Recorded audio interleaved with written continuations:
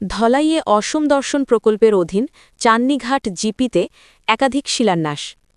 অসম দর্শন প্রকল্পের অধীন ধলাই নরসিংহপুর উন্নয়ন খণ্ডের চান্নিঘাট গ্রাম পঞ্চায়েতে একাধিক শিলান্যাস করা হয়।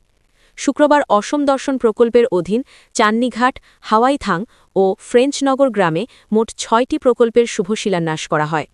শিলান্যাস অনুষ্ঠানগুলিতে বক্তব্য রাখতে গিয়ে জিপি সভানেত্রীর প্রতিনিধি দিলীপ কুমার রায় বলেন, বর্তমান সরকার দেবালয় উন্নয়নের লক্ষ্যে সরকারের বিশেষ ভূমিকা রয়েছে। প্রতিটি গ্রামে অসম দর্শন প্রকল্পের কাজ চলছে। আগামী দিনে প্রতিটি দেবালয়ে এই প্রকল্পের আওতায় আনা হবে। তিনি আরও বলেন, বর্তমান সরকারের আমলে উন্নয়নের জোয়ার এসেছে। এবার দেবালয়ের উন্নয়নে বিভিন্ন খাতে অর্থ মঞ্জুর করছে সরকার।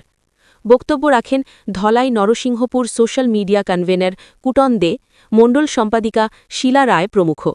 উপস্থিত ছিলেন জিপি সভানেত্রী অনুপমা রায়, জিপি প্রভারী বিভাস আচার্য, বিজেপি কাছাড় জেলা এসসি মোর্চার সম্পাদক সুদীপ বিশ্বাস, রসেন্দ্র দাস, শবেন্দু বিশ্বাস, সঞ্জীব কুমার রায়, অমল কুমার মালাকার, হীরালাল মালাকার, মনই মালাকার, বুথ সভানেত্রী জুথিকা দাস, বাবুল নুনিয়া, শ্রীরাম নুনিয়া প্রমুখ। সবাইকে নমস্কার। আজকে খুবই আনন্দিত, গর্বিত, কারণ ভারতীয় জনতা পার্টির আজকে আমরা যে বিজেপি সরকার, আসাম সরকার এবং সেন্ট্রাল সরকার, আসাম সরকারের তরফ থেকে যে আজকে ৬টি আসাম দর্শনের শিলান্যাস আমরা ইতিমধ্যে করে এসেছি। এতে উপস্থিত আছেন আমার ভারতীয় জনতা পার্টির কার্যকর্তা, আমার এপি জিপি থেকে শুরু করে গ্রুপ সদস্য থেকে শুরু করে আমরা সবাই খুবই আনন্দিত আর কি, আজকে যে আসাম দর্শনের 5টি কাজে শিলান্যাস করতে পেরেছি। তো আজকে খুব আনন্দিত আমরা। তাই আপনাদের সম্মুখে কি বলবো, যাতে এর নেক্সটে আরো এরকম খাওয়া যায়, আসলে পরে আমরা এই সরকারকে কিভাবে টিকিয়ে রাখতে হবে, আজকে আমরা একটা প্রস্তুতি নিচ্ছি। আর সরকারের প্রতি আমার অশেষ অশেষ ধন্যবাদ। আমরা করেছি উত্তর চানিঘাট থেকে, এখন আমরা কাশিয়াপুঞ্জিতে এসেছি। এর মধ্যে সবার নাম বলছি না, আমি টোটাল 6টি করেছি আজকে। কাজগুলা সেই মন্দিরের কাজ ছিল, বাউন্ডারি ওয়ালের কাজ ছিল। নমস্কার।